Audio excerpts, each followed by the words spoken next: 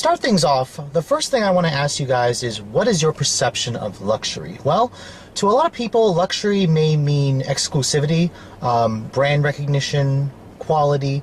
Those are typically the main traits when associating luxury with anything. Now, in the automotive world, brand name goes a long way. So when Kia decided to introduce their very first rear-wheel drive luxury sedan, their tagline for advertising this vehicle was "Challenge the luxury you know." And with this 2015 Kia K900, the company is looking to take on stalwart players like the BMW 7 Series, Mercedes-Benz S-Class, Lexus LS, and you know, when you're trying to challenge that kind of nameplate, you need to bring something new to the table in order to pull away buyers from that class. I mean, we're talking about brand loyal buyers here, especially the Mercedes-Benz S-Class buyers. So with this all-new K900, Kia started with the Genesis/Equus platform, and I did show you guys this vehicle at the 2013 Los Angeles Auto Show back in November, and now I'm actually showing you guys the full review. And I gotta say, first looking at this vehicle at a glance, you know, back then at the auto show I thought it was pretty impressive. Seeing out in the wild, it really is an impressive looking vehicle. The front end of the car is the first Kia Hyundai product to bear full LED headlights. It's got adaptive front LED headlights that will swivel back and forth. It's got LED daytime running lights, and this car's sister vehicle is the Hyundai Equus, although what's different about the Equus is you can get this car with the V6, the 3.8 liter V6, or the 5 liter V8 like my tester. The V6 will be a late availability. Now you can see at the front of the car it bears traditional Kia styling elements here. The signature tiger nose grille, the very swept back profile, the very premium look. It's very Audi-esque in its design. You can thank head designer Peter Schreier for that. Now looking at the side of the vehicle, its overall length is about 203 inches long, a little bit shorter than the Equus, but about 6 inches longer than the Genesis. And I just showed you guys the 2015 Hyundai Genesis, so showing you guys the Kia K900, which is actually a class above the Genesis, which is weird to me. I never thought I would be saying that I'm upgrading from Hyundai up to a Kia. Usually people perceive Kia as below Hyundai, but that's completely changed. The 19-inch wheels on my tester here, the chrome wheels, are a little too much for me. I'm not really a fan of multiple spokes. However, for some people it is their taste. You actually have staggered wheels in the back. The wheels are bigger 275s in the rear, so this is a rear-wheel drive car, which is something that Acura, something that Lincoln can't even claim they have right now. Now looking at the back design of the vehicle, it kind of reminds me of a BMW 7 Series a little bit. You'll have these LED taillights, the dual chrome-tipped exhaust. It's a very sleek, somewhat anonymous design. However, one of the things that you'll notice instantly on this car is Kia was not ashamed to put Kia badges all over it. You'll find Kia badges all over the vehicle. The company didn't actually go and try to develop its own badge for the K900 like it did for the Equus or the Genesis, which comes to another interesting point for me, the name Kia K900. I'm not exactly a big fan of the name. Kia says they went with the alphanumeric name because that's what luxury brands go with. However, my biggest gripe is Kia is not a luxury brand yet, and they really should have used a different name. This car is called the Chorus in other parts of the world, or it's also known as the K9, but obviously they didn't use K9 in the US because that is synonymous with a dog, and we don't want our cars to be known as a dog. As with any other luxury brand, the interior is probably the most important aspect of this car, and that's where the K900 actually delivers on that regard. This is literally the nicest interior the company has ever produced. Especially, my favorite feature of the interior are these seats, the premium Napa leather seats. Very comfortable, very soft leather. I like the accent stitching, the piping that goes along the bolsters and stuff like that. Now, stepping inside the K900, you can see here the interior is pretty reminiscent of what you'll find in terms of the design from other Kias. Here's the key for the vehicle. It's Kia's smart access system. This vehicle does come standard push button start, of course. So basically put your foot on the brake and push the button to start the engine. And that 12.3-inch display, that full LCD display, is actually optional. It's part of the VIP package that my particular tester has, which is the only option really when you're going to get this vehicle. Now you can see here it's got a 9.2-inch display here in the center stack. That is basically the centerpiece here of the interior. And of course, you know, with a flagship premium sedan, you're expecting a nice interior, and the K900 certainly delivers. It's got genuine wood grain accents, real aluminum trim here and there splashed throughout. The piano black accents here kind of brighten up the cabin a little bit. And in terms of the materials, you can see soft leather stitch on the entire dashboard here, soft touch right here, soft touch on the glove box cover, which, speaking of the glove box, it isn't the electronic actuated glove box, but it's a pretty good size, lined with felt, damped, stuff like that. Looking at the door panels of the vehicle, it's basically the same stuff here as the dash, leather stitching here, soft pad over here where your elbow is going to rest. It even is soft touch when you go all the way down here, although this little portion here actually is hard touch plastic. Now, all four of the windows are automatic up-down, kind of expected. It does not soft close like the Genesis did, so I'm seeing a little bit of features that they should have really added from the Genesis, the new Genesis, to this vehicle. Now, the steering wheel is pretty much unique with the K900. It's an okay design. You're going to find traditional buttons here on the steering wheel for your adaptive cruise control. This vehicle does have a heated steering wheel, volume control, stuff like that to control the instrument panel display. Now, looking at the center stack here, I'm very impressed with the minimal amount of buttons on this vehicle. It's also very well labeled, climate control there, radio stuff over there. Coming down to the center stack right here, the center console, I said in the auto show video that Kia pretty much ripped off the shifter from BMW. This is the drive-by-wire shifter. Only the V8 models have this. The V6 models will have a traditional gate. Now, it basically works the same way as the BMW. Push this to go into park. You have to push this and then pull back to go into drive, push it forward for neutral, push it forward again for reverse. However, you always need to push the button here to make it go. When you put it in reverse, I love this feature. It's the same thing the Equus had. It's that around view monitoring system, which is similar to Infinitis and Nissans. I love that. It gives you a 360-degree view. It's part of the VIP package, so I do highly recommend you guys go for that option. You also have front and rear parking sensors in addition to the actual camera system. Now, the UVO interface here, the 9.2-inch display, it's all controlled via this controller here, and this is actually not a touchscreen, which is different from the new Genesis that I just showed you guys as well. That actually did have a touchscreen. I much prefer the interface actually of the Genesis. When you want to go through here, you click your home button here, you can cycle between your different radio audio sources here, Pandora, navigation. I mean, UVO is Kia's Your Voice infotainment system. It's different than Hyundai's Blue Link, but it's basically their version of it. It's a good system. The voice commands are pretty good as well. Now, the map graphics, when you go to this, I'm a little disappointed with the map graphics, to be honest. I really think they should have elevated the quality of it, the map display. It's basically the same thing that I complained about in the Equus. The competitors of this vehicle are just doing much more elaborate and much more interactive displays for the map graphics. Now, you basically get other features in here. The vehicle does have a drive mode here. You can cycle between, which is sport mode, which actually I like to leave the vehicle in sport mode, but I have to say I'm really not a fan of those gauges. I really hate the digital speedo and the digital tachometer. Cycling back, there is an eco mode there, and then of course the normal mode. I do like the way these gauges look. I'm a little disappointed. Looking up there, you do have a little heads-up display, part of the VIP package again. Another thing that Kia tries to make this thing, feel like a Mercedes is the seat controls. This has 16-way power adjustable seats, and they're controlled here instead of in the traditional spot down here. And then of course you'll also have a version of the 17-speaker Lexicon premium audio system in this vehicle, which sounds fantastic. One of the best features of this vehicle is definitely the audio system. Another great feature is that gigantic panoramic sunroof here. It is part of the VIP package again. For $6,000, it's definitely worth it to go for this upgrade package. It will definitely wow all of your passengers. Overall, the interior of this vehicle, I'm pretty impressed with it. There is a little bit of part sharing here between the lower end Kias. The turn signal stock here seems like, it's something you're going to find in a Forte.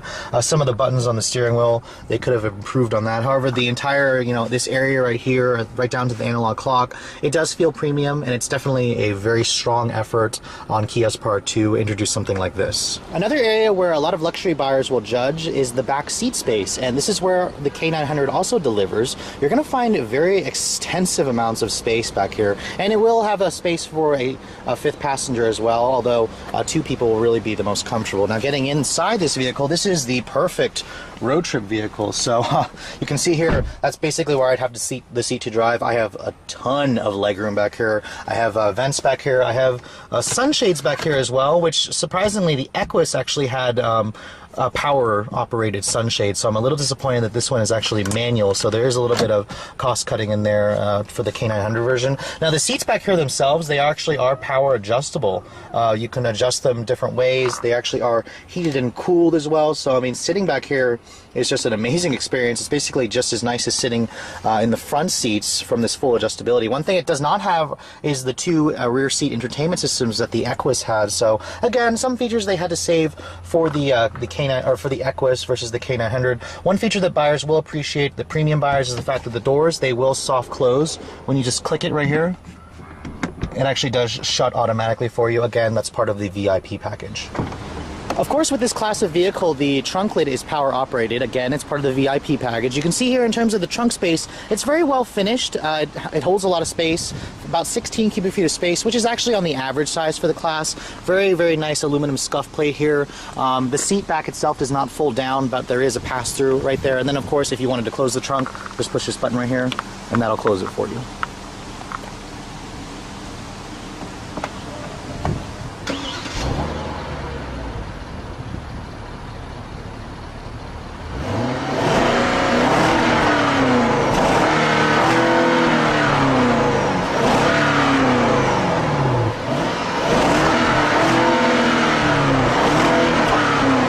For those of you who thought you would never find a Kia with a V8 engine, here it is. This is the 5-liter gasoline direct injection TOW V8, the same V8 engine that you'll find in the Genesis and in the Equus.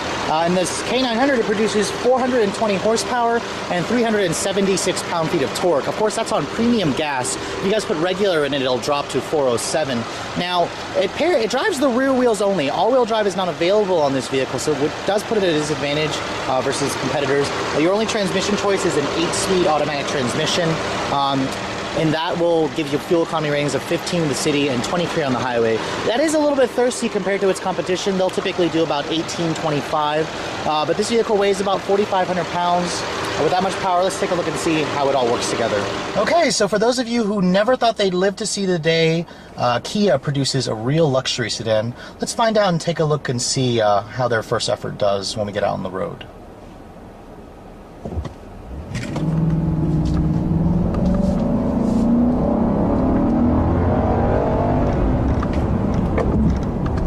Now, when I drive a luxury sedan, I pretty much want it to coddle me from the annoyances out the outside world. That's basically what most buyers in this segment expect. However, as a driving enthusiast, I also expect the vehicle to be on the sportier end. I want it to basically make me smile behind the wheel. Even though this is a big luxury sedan, I want it to also be fun when I go around corners. And that's basically where the problem starts. Especially, I had the same issue with the Equus, but this is kind of more going to cater to the buyer who wants a softer type of vehicle.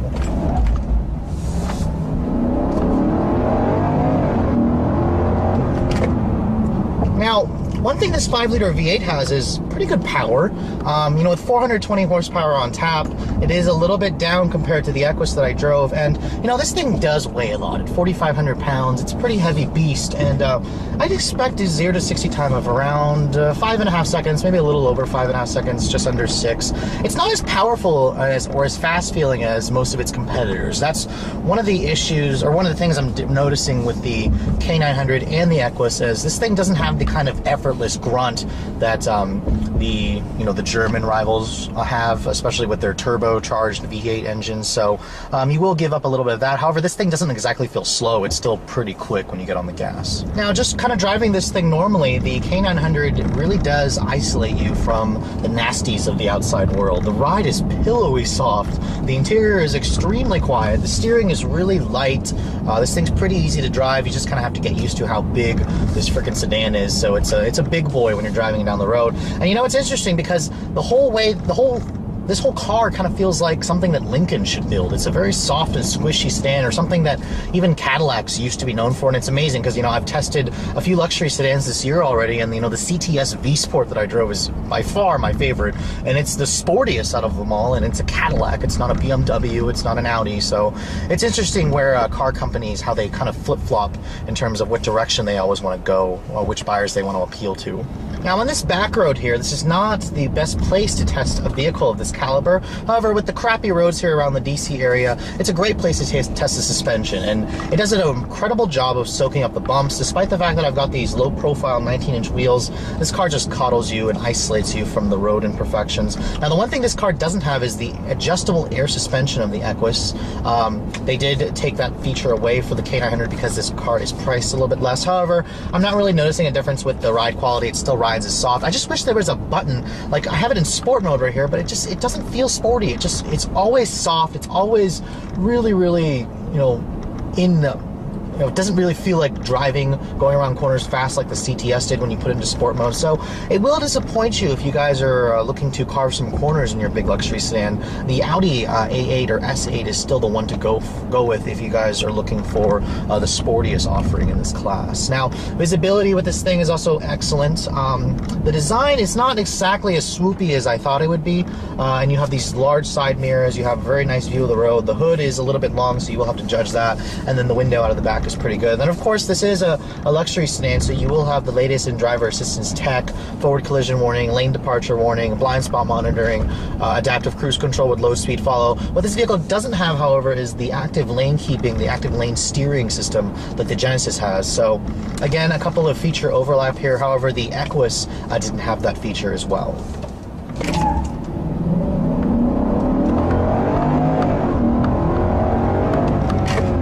And then again, when you really get on the gas, this thing does move. However, you will feel that squishy suspension as the entire car seems to kind of hunker down when you put your foot down. And then going around this corner here, the steering doesn't offer much feedback. The suspension is just really wallowy. This thing literally feels like a Buick or a Lincoln. So Lincolns really should be considering, just taking this car and putting some of their badges on it. It feels like it when you're going around some corners, honestly.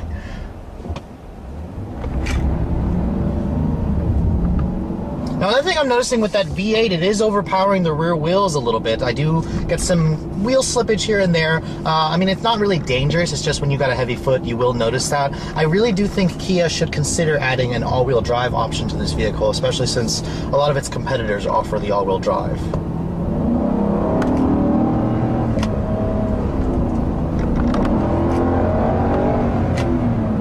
Again, this thing actually does actually feel pretty nice when you get on the gas, although, it's just so incredibly soft, you can't help but laugh at how wallowy it is when you're trying to drive aggressively.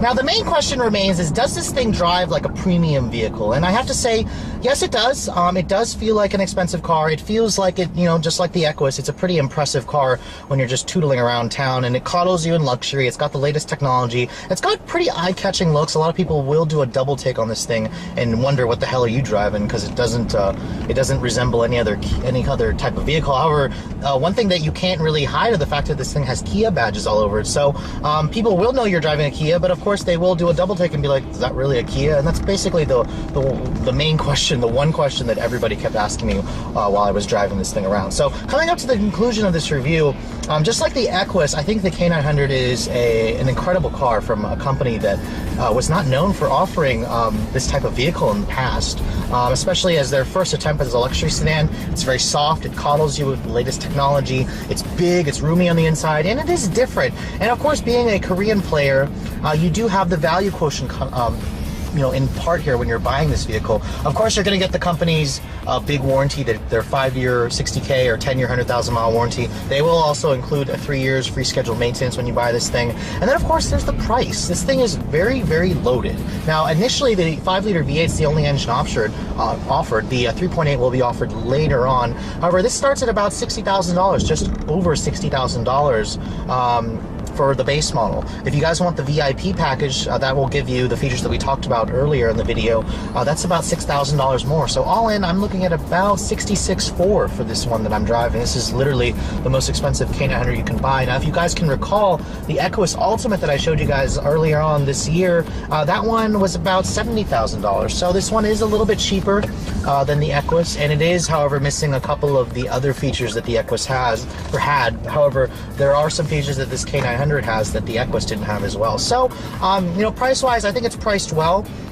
you will still have to deal with the fact that you're driving around a Kia that costs mid $60,000, and a lot of your neighbors will ask you, you paid how much for a Kia? So that's kind of the only thing that you have to get over when you have this thing.